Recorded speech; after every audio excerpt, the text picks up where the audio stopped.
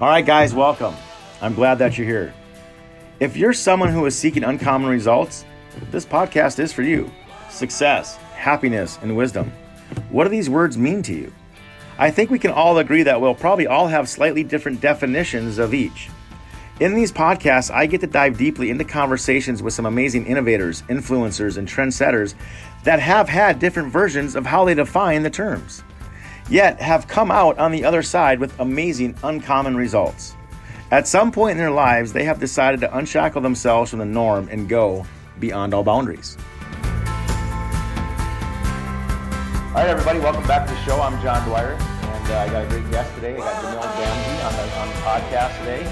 How you doing, man? Thanks for coming on. Thank you, John. I appreciate you having me on here. And Jamil, you're the co-founder of Keegly, and you started that back in 2014. Do you want to give our listeners just a little bit of background on that and your company and what you have going on so far? Absolutely. So I moved to Phoenix, Arizona in December of 2012. And prior to that, I had been in real estate since 2002. I rode the wave up to the bubble and felt that crash hard and deep in my life. Went belly up in 2008. But I was able to identify an opportunity in Phoenix, Arizona, because the market had just been so terribly devastated by the crash. Property values were a tenth of where they were pre-crash.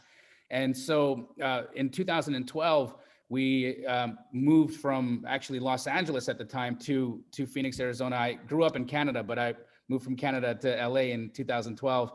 In 2008. In 2012, we moved to Phoenix, Arizona, and started trading in wholesale real estate, and did that loosely as a lone wolf until I met my two business partners, Josiah Grimes and Hunter Runyon.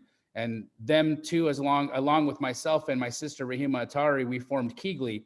And Keegly is a nationwide wholesale operation. In fact, we're more of what you would call a business-to-business wholesaler, where we aggregate and curate all of the opportunities that these smaller wholesalers are going out and contracting, and provide a marketplace that's easy, reputable for rehabbers or other individuals, investors, buy and hold, portfolio owners, to be able to find these opportunities and see them all in one concise place.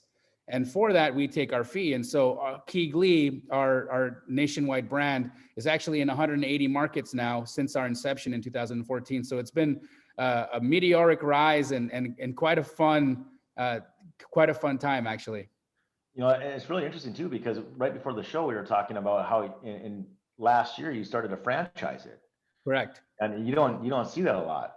You don't. The wholesaling is generally looked upon as entry level to real estate, and franchising is an exit strategy. Ultimately, right? And so, how do you turn the entry point into an exit point? And essentially, that's the way we started it. Though, when we had the initial thought of what Keegly would be, the concept was a nationwide wholesaler, and the reason for it was I was looking at the marketplace, and I was looking at the state of affairs of the wholesale industry at the time. And 2012 to 2014, it was very, very, very competitive, very disjointed, a killer be killed type of environment. There wasn't a lot of collaboration. People were, stepping on each other's toes, taking deals from each other. It was the wild, wild west, and no rules, no holds barred, and quite difficult place to navigate. What I was finding as well was the public opinion of wholesaling was starting to become tarnished. And the reason for it was that a lot of wholesalers would go put a property under contract and not know what price they needed to put the property under contract at for it to be a viable deal.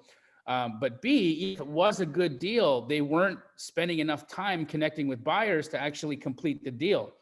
And as you and I know, when you're in a cash buyer situation, you should have the cash to be able to perform on your contract obligations. And we were finding it was just not the case. And a lot of deals were canceling, and a lot of sellers were left high and dry, some of whom I would actually witness packed in U-Hauls on closing day and no funds to be seen, no wholesaler to be found. And now they're completely out, they're in a bind. Wow. Because of that, we realized that there was a vacuum in the marketplace that needed to be filled. And that was in bringing liquidity to those situations.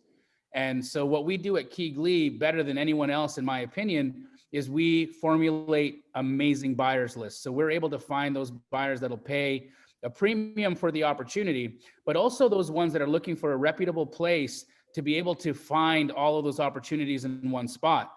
When you have 30 or 40 or 50 different wholesalers emailing you property, you don't know where deals are coming from, who the original contract holder is, the pricing is all over the place, and no one really vetting the opportunity based on the comparables and the validity of the deal. It becomes an arduous task for a rehabber or a portfolio owner to go through and actually verify the information on all of those emails. And so what you can expect when working with KeyGlee is that we've actually vetted, verified, made sure the contracts are actually real, made sure that the values are there, made sure that the opportunity is available. And when you work with us, you can be certain that your earnest money is not at risk unless you don't perform on the deal, but you'll always get clear and marketable title. There's just a level of sophistication we bring to the transaction style. And because of that, the model has definitely caught fire, and we've been doing quite well because of it. Talk about, creating a franchise. I mean, there's a lot of things, a lot of background, and it's not just easy to do, right? So what are some of the things that you've had to go through, or things that, when you had this vision back in 2012, or 2014 even, what has transpired, or what things, as you were creating this franchise or your market, what things were you like, hey man, I didn't even realize that we needed to kind of do this, or things that, roadblocks, or even things that, I guess, as you're trying to create a franchise, things that you would do and every time over, do it day in, day in.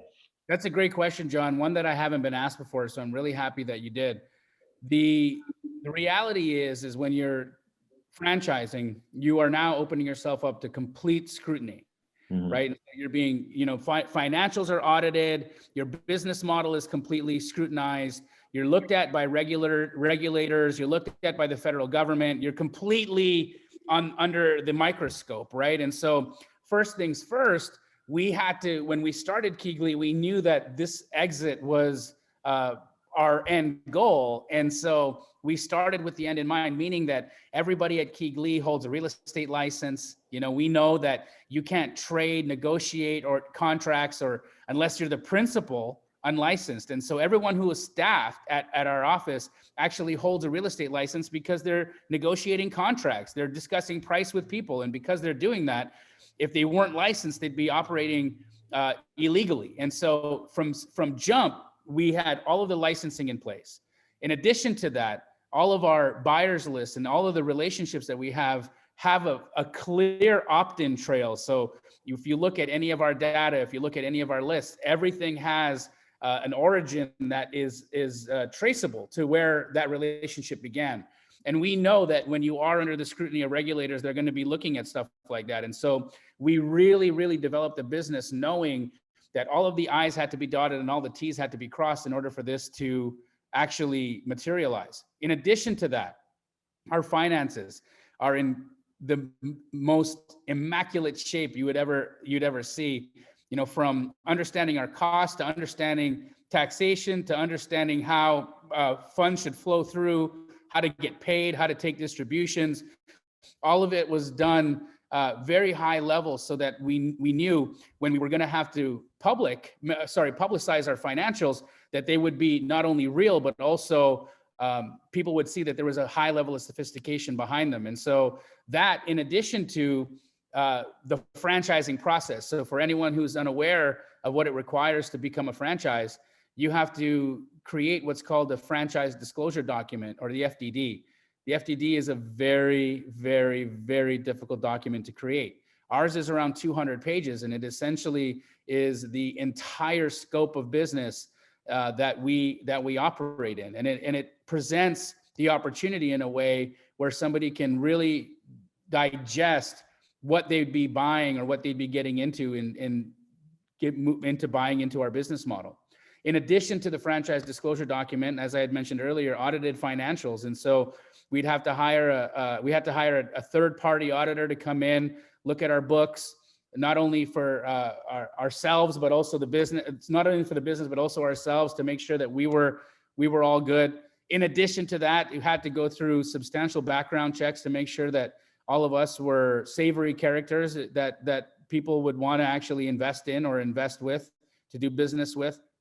So it's extremely time consuming. It's extremely expensive. And a lot of it has to be done at a state level.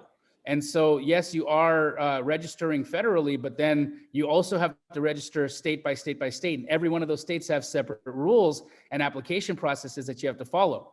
So seeing that we are franchised in all 50 states is pretty incredible, in my opinion. And where's been most of the franchisees coming from, or the franchises coming from? Is it kind of scattered out all over? I looked at the map real quickly, but where do you see most of your franchisees coming in from in areas of the country? You know, I would have to answer that with, they're all over the place. So, you know, originally when we first began the franchise rollout in July of 2020, we were seeing that people were centralizing in major metros like, you know, Texas, Dallas, Houston, San Antonio, Austin, in Arizona, Tucson, Florida, we'd have Orlando, Tampa, in Georgia, Atlanta. But what we found was COVID, you know, oddly enough, has changed the scope of how we live and work. And I have seen migration patterns in the United States just completely open my eyes to where we're moving, where we're leaving, and where we're moving to. And so a lot of these states that originally I hadn't pegged as very hot real estate markets became very hot real estate markets. And so now we're seeing a lot in the Midwest. We're seeing a lot in the South. And it's incredible. It's just incredible to see the expansion and see all the different markets that and reach that we've had over the last 18 months. Have you, you know, when we first started the conversation about, you know, when you got into wholesaling, it was kind of the wild, wild west. Has it changed? I mean, is it still pretty as cutthroat as it used to be, or is it a different playing field now? Or definitely starting to evolve. You know, myself, Brent Daniels, and Pace Morby, we really, I'd say about 3 years ago, began pushing the narrative of a more collaborative space. And that whole Wolf of Wall Street idea of, you know, kill what you eat what you kill, or, you know, make sure that if you don't get the deal, scorch the earth behind you so that no one else can. You know, that whole attitude has definitely shifted. I don't believe that that in order for you to gain, someone has to lose. I think that the reason why there was just so much tarnish on the industry was because people were operating unethically in many, many instances. And when you do act in a more communal fashion, you have more resources available to you. You have more options and opportunity to do right by all of the people involved. And when you open up these opportunities to a greater number of buyers, you're able to pay more, which is good for the seller. And, you know, and because of that, the entire business cycle is benefiting from it. And I've seen it absolutely starting to evolve, and more and more so today than ever before, is a community of very entrepreneurial, rugged individuals that are just trying to put stuff together, but also very open to helping one another and being collaborative. It's a beautiful place. you know, it's interesting when you have that mindset of abundance, things change, right? And it's that mindset of scarcity that you know, it's people operate under that, right? And if you can just really, and I'm a big believer in that, just the abundance mentality, and there's so much business to go around, and if you just, like what you said, collaborate or even, you know, work together, more deals are going to come from it, versus, you know, the old, I'm going to scorch the earth to do whatever it can, and if I can't get the deal, no one else is going to get it, right? So I think that's pretty cool. Talk a little bit about, you know, your background. I mean, you're an entrepreneur. Were your parents entrepreneurs? Did you grow up in that entrepreneur space? Talk about how you got into, you know, being an entrepreneur and a business owner. And then I want to come back and talk about your experiences through 2008 and what you learned, and kind of where you're at today, because it sounds like you guys are just killing it, you know? And so Yeah. I'll rephrase that question because I threw a lot at you there. But going back to, what enticed you to be into being an entrepreneur? Was your family doing it, or tell me a little bit about that? Well, my father was an entrepreneur. He's retired now, but he was an entrepreneur, but he struggled a lot, right? So him and his brothers and his dad, they had a truck stop. And so, kind of like if you opened up a burger joint, or, your own business where it required you to work in it, and it was long hours, dirty work, and the pay was terrible. There was many years where my dad didn't bring a paycheck home, and because of that, entrepreneurship was just scary for us, right? It was scary because we didn't know if things were going to go well this month or not well this month, and if he was bringing home a paycheck or if he wasn't going to bring home a paycheck. My mother was a data entry operator, and then when she was laid off, she worked in a meat packing factory. So I came from very humble means. And entrepreneurship definitely wasn't what my parents were pushing me towards. In fact, I'm East Indian in ethnicity, and in my culture, going to university and becoming a professional doctor, lawyer, accountant, these are the things, the status and the prestige that my parents wanted me to attain. And so I actually went to university and I got a bachelor's of science in physiology, and I had ambitions to become a medical doctor. In my last year of my undergrad, I very, very quickly realized that this wasn't for me. I wrote the MCAT exam. I took the MCAT exam. We Canadians speak a little different. I took the MCAT, and I did fairly well on it. I didn't ace it, but I didn't bomb it. I did well enough to get into med school. But the fact is that I had no reason to be a doctor. Yeah. My heart wasn't in it. I was doing it for the money, and I realized that. And I had that very difficult conversation with my family that I wanted to go and become an entrepreneur and figure it out. And that was heartbreaking. It was heartbreaking for my mom and dad. They only saw so far as the way out isn't entrepreneurship. The way to what my dad thought was like literally a terrible life was entrepreneurship. If you really wanted to make the money, if you really wanted to have freedom, you had to be a doctor. You had to do something like that. And so for many years, I watched my family struggle with my decision. But I'm the type that has that spirit in them. I was an industrious kid. And I always found ways to make money, even if they weren't the best when I was young. But I figured it out. I figured out how to have pocket money. I figured it out. I knew my parents didn't have a lot, so I had to figure it out for myself. And my mind has always been geared towards connecting the dots, which is essentially what I think entrepreneurship is seeing dots and figuring out ways to connect them so that you can get yourself in the conversation. And for me, real estate wasn't something that anyone in my family had any experience with. So when I got into real estate, it was truly by accident. I was eavesdropping on a conversation my business partner was having with his dad. They were in real estate. They were builders. But my first entrance into entrepreneurship was in media, new media, actually. In the early 2000s, I was trying to convince people that the world was going away from print media and that they should all invest in building websites for their businesses. And like 2000, 2001, I would literally call down the yellow pages and I would ask people if they'd heard of the internet and if they'd be interested in buying a website for $600. But ultimately, those websites actually cost us $700 to build. So every time I'd make a sale, I'd lose $100. So that was how inexperienced I was with understanding cash flow and business. Right. But it put me in a situation where I got to have that conversation with my business partner about a need they had. Him and his father were knocking down these old bungalows and building these duplexes, and they needed more building lots. They needed more old homes that they could bulldoze to do that with. And I was listening to them gripe about not having any access to building lots. And so I interjected myself into that conversation. And the next day when I was walking my dog, I walked by a for rent sign of this exact type of property they're looking for. And rather than just walk by, I called and I asked the landlord if she'd be interested in selling instead of renting. And her answer was for the right price. And she said that price was $350,000. My business partner's father was willing to pay $400,000 for that type of property. So now I had a $50,000 problem to solve, and I had never heard of wholesaling. In fact, when I completed my first deal, I truly thought I invented the model. That wasn't true.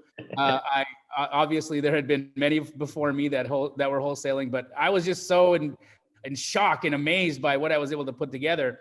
But I returned back to what I know, Right. which was the phone book. And I started calling real estate lawyers, and I started asking lawyers, and actually I didn't get through to many attorneys because, as you know, there's a lot of gatekeepers and secretaries that pick up the phone. I had no money to pay any attorney for anything, but I got all the way to David Steed. And he's the attorney that was so fresh out of law school, he didn't have a secretary at the time. He picked up the phone and explained to me what I was trying to do was called a skip transfer. That's what the term was in Canada. And that's when you buy a property using funds from the sale of that property. And the difference between the purchase and the sale is your profit. So he explained to me what I needed to do was have two contracts, one where I bought it as a and or nominee, and one where I sold it, and bring the contracts to him. And a couple of weeks later, he'd have a check for me. And it was really that simple. Wow. And that's how I began my journey into entrepreneurship and real estate. And I never looked back. That's awesome. So talk about were you in Canada in 2008? No, were you in Canada? I was in Canada in 2002, and that's when that first deal happened. And I did really well wholesaling from 2002 to 2008, made millions of dollars. And I decided to leave behind my core competency, which was wholesaling, and I entered into development. And that's where I got into trouble. So in 2006, I purchased 4 apartment buildings that my sister and I were going to renovate and turn into condominiums.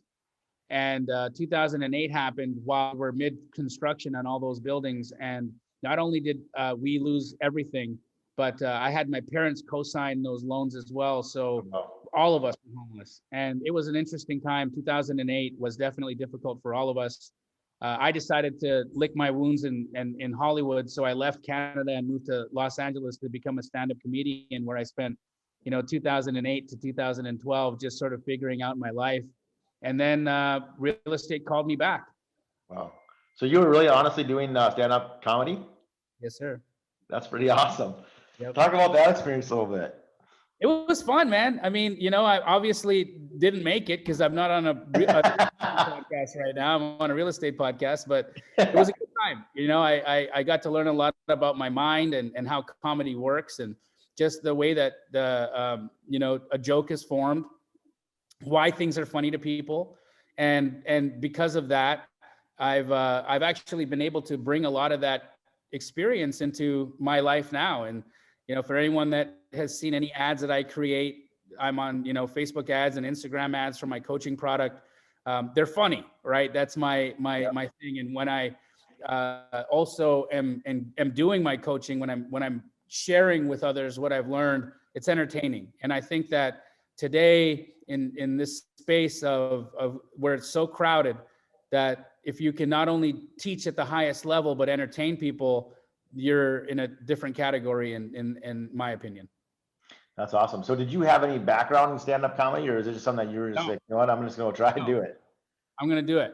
Yeah. I had no background in it. I just, when you're that guy and in your friend circle, and every time you say stuff, people laugh. Yeah. That's just kind of what my role was. I was the clown. Yeah. And because of that, because my mind worked that way, it was natural for me to do it. But I learned a lot. I mean, what I thought was funny at that time versus what was actually funny were completely different things. It's a lot different from, telling penis and fart jokes to actually being intelligently funny, right? And so there's a big gap between the two, and I had to figure out how to take that gap or navigate that gap. So did you hire a coach, or were you getting trained, or how'd you do that? I did. There's a lot of training available in LA. My tenure happened at the Upright Citizens Brigade, which is, has spit out plenty of famous comedians, and, Aziz Ansari, Amy Poehler, You know, a lot of Zach Galifianakis, a lot of really interesting and funny people have come from that stage. I actually focused more on sketch comedy rather than stand up. I did a lot of stand up, but I really cut my teeth in sketch comedy because I enjoy the performance aspect of sketches, and also having other people to work off of is fun and interesting. That's awesome. So, let's bring it back to 2008. And, because you said that you guys were crushing it, you were making millions of dollars, and you got into some properties. And what would be the thing that you had learned from that? Because I hear that a lot with people that are involved in real estate and doing different things. It's like 2008 crushed them, right? And they're back at it. So, what things have you learned that from that experience to where, if we have another market correction or downturn, which I believe we will. How have you positioned yourself, and what have you learned from that journey? Well, I first things first, I'm completely leverage averse. So in 2008, I was mortgaged on everything. My personal house was mortgaged. My parents' house was mortgaged. My cars were all leased or had big loans on them. My projects all had big leverage, big loans on them, construction loans, and everything had a bank attached. And what I learned this time around was cash or it's not for me. So, the house I live in, no mortgage. I have no notes. I'm all cash. My business, Keegley, we are all cash. We have no financing. Everything we buy is cash. We hold in cash. We never leverage. And it's just because I'm averse to it now. And I know that as long as I have my asset, it doesn't matter if if it goes down and there's a correction. If I have no leverage on it, I don't need to sell it.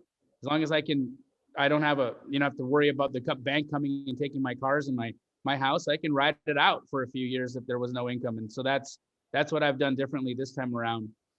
And then in addition to that, I just made some different choices, right? I was in my 20s when my first rodeo. And when you're in your 20s, you make bad decisions with money, right? I had $1 million worth of cars. I had a girlfriend I shouldn't have had. I had a lot of liabilities in my life, and very little discipline. And that is not the case today. I'm a happily married man. I have an amazing family. My wife is my rock. She, I met her during the tough parts of my life, and so not only is that an awesome thing, but that that's your ride or die. Somebody who's been with you through it all. The tough days, and now we get to enjoy the good days together, and that's beautiful. So you learn a lot. You learn a lot, and I'm definitely more disciplined, and also I'm a lot more understanding. I'm a lot more understanding of people, a lot more understanding of situations. When you're young and you really don't know the world through experience, you just read things or hear things. You got to really get into the crap before you can come out the other side of it. And I think I paid my dues. What would you say be the one thing that through your experiences, you got quite a story, right? To real estate, to stand-up comedy, to trying different ventures, right? The things that aren't easy. What would say that has been your biggest secret to success? I think my biggest secret to success is knowing that I am where I am on purpose. I had to experience that. I had to experience that fall. I had to experience the time in LA. I had to learn from all of it. And I think that we are so, as a society, we're so trained through media, through our heroes and mentors. We're trained to be hard on ourselves, for where we are in our current situations. And I would say to anybody who has a goal or is asked for something different, great. And don't dishonor where you are right now. You're there on purpose. Yeah, there's no shortcut to greatness, is there? And I think a lot of people forget that. And as entrepreneurs, it's if you don't learn from your failures, then you can't appreciate them. But if you sit back and realize, okay, there are certain things that I did here, certain things I did here that can make it better in the long run. And it's not easy going through that, right? But I really like what you said is you're here on purpose, right? You're here by design. And I think it's all through the life experiences and how we handle ourselves. And, the people that are successful, we look at oftentimes where they are today, but we didn't see them back in the days where they were, could barely pay for rent or barely buy food, or, the struggles that they had lost it all and all those types of things. And I think that's, a good reminder, because entrepreneur, yeah, it's a risk, but the perseverance and the forward thinking it takes too is really an important thing. So Absolutely. So, man, that's awesome. So why don't you give the listeners a little bit of information, how they can reach out to you and learn more about your company, and where they can go and find you. Would love to. So I'm really visible on Instagram and Facebook. You can find me on my Instagram handle at JDAMJI. That's at JDamji.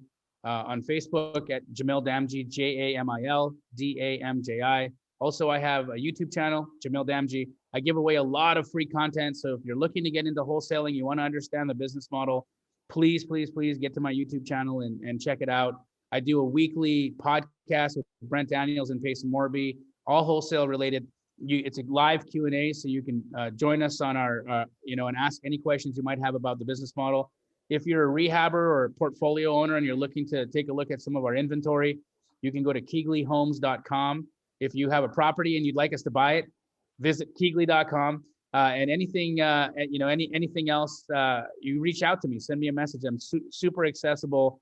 I respond to people. I enjoy connecting with other entrepreneurs, people that are on the journey. And just remember that you 1000% deserve it. You've got all of us. We all have the power of God in us, and we don't have enough people reminding us of that. You are here on purpose. You are a special human being, and you deserve all of it. Awesome, dude. Well, it was so fun to get to know you a little bit. I know we're gonna meet up here in Tampa in a couple days, but actually it's next week, isn't it? Yeah. I gotta buy my ticket. I know, right? So I'm looking forward to seeing you there. But again, I really appreciate you spending some time and sharing about your company and your story, man. It's quite the journey. So congratulations for all your success as well. Thank you, John. I appreciate that. And I'm excited to meet you in Tampa. All right, buddy. Take care.